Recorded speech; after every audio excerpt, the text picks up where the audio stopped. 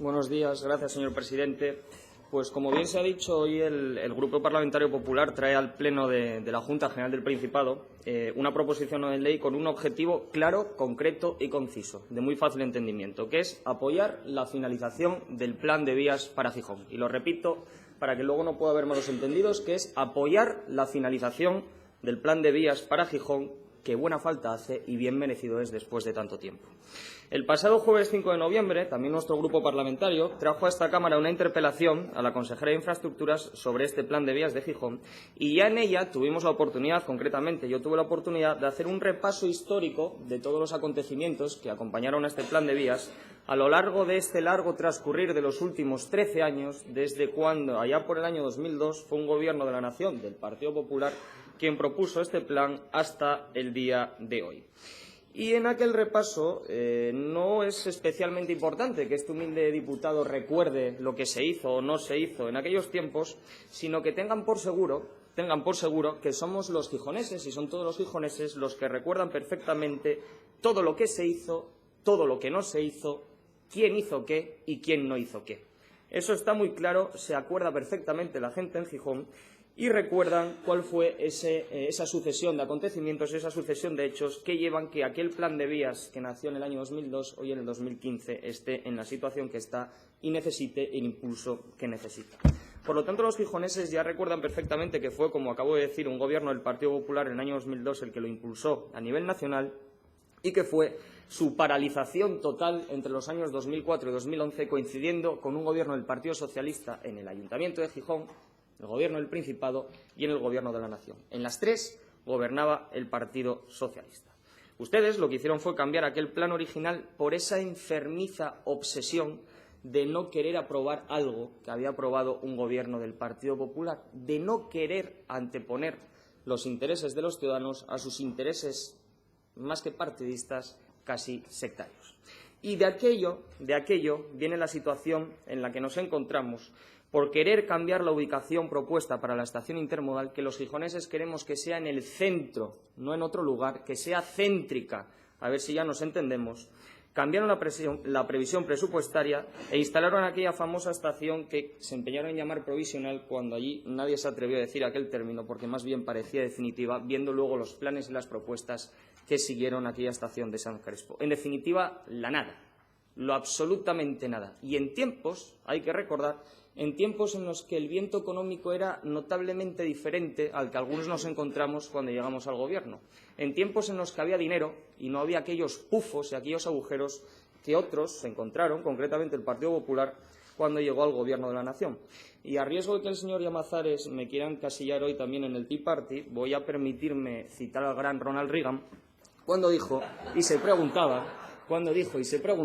aquello de qué aspecto tendrían los 10 mandamientos si llegan a haber pasado por la Cámara estadounidense. Yo me pregunto cómo serían hoy los proyectos y las grandes obras si no llegan a pasar por sus manos, por esas manos de la asfixia burocrática. ¿Cómo serían hoy? Seguramente sería una realidad si no hubieran tenido la mala suerte de toparse con ustedes. Y, por lo tanto, durante estos últimos 3 años, el Ministerio de Fomento lo primero que ha tenido que hacer es asegurar la viabilidad del plan de vías de Gijón, visto la situación que se encontró y recordando aquellos 36 millones de euros de agujero que había en la sociedad de Gijón al Norte, en tiempos, recuerdo, en los que gobernaba el Partido Socialista en las 3 administraciones. Y, por lo tanto, ahora creo que todos coincidiremos y todas las fuerzas políticas coincidiremos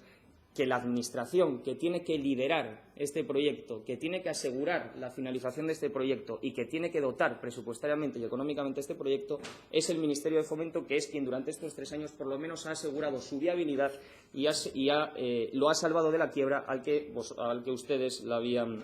llevado. Y por eso ahora el Ministerio de Fomento, ya con una situación económica de mayor viabilidad gracias a la gestión del Gobierno de la Nación, presenta una propuesta concreta y clara en la sociedad Gijón al Norte que ya cuenta con el apoyo del Gobierno municipal del Ayuntamiento de Gijón y, como es lógico, porque es quien lo propone, del Ministerio de Fomento. Y esa propuesta, que es lo que hoy tenemos en el proyecto no de ley, recoge puntos muy sencillos de entender que ya además voy a intentar explicar de una manera aún más sencilla para que algunos lo puedan entender. Y eso que dice el acuerdo consiste, en primer lugar, en dar satisfacción a una petición de Gijón y los gijoneses, que es la centralidad de la estación, concretamente en el entorno del Museo del Ferrocarril, no en Moreda, en el centro. A ver si lo conseguimos entender.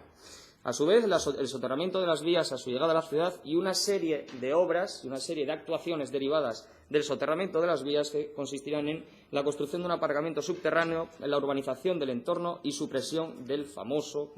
paso elevado de Carlos Marx. Todo ello alcanzaría el proyecto alcanzaría un coste de 422 millones de euros, saliéndose dinero, por un lado, de las plusvalías de la venta del suelo y, por otro lado, de aportaciones económicas tanto del Ministerio, que es quien más dinero pone, porque también es el socio mayoritario con un 50% Gijón al Norte, a su vez del dinero que pone el Gobierno del Principado, que se tiene que hacer cargo de la estación intermodal, y de un esfuerzo que es digno de reconocer del Ayuntamiento de Gijón.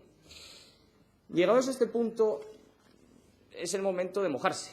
es el momento de decir las cosas bien claritas. ¿Plan de vías sí o plan de vías no? ¿Queremos plan de vías para Gijón o no queremos plan de vías para Gijón? Y aquí no hay un depende, aquí hay o sí o no, aquí hay o sí o no. Unos lo que hacemos es asegurar su viabilidad y traer una propuesta concreta para finalizarlo en la próxima legislatura. Otros lo que van a hacer es continuar apostando, espero me sorprendan, pero lo que van a querer hacer es continuar apostando por los informes, los estudios, la estación donde los gijoneses no la quieren y la asfixia burocrática que ha destrozado o intentado destrozar este plan.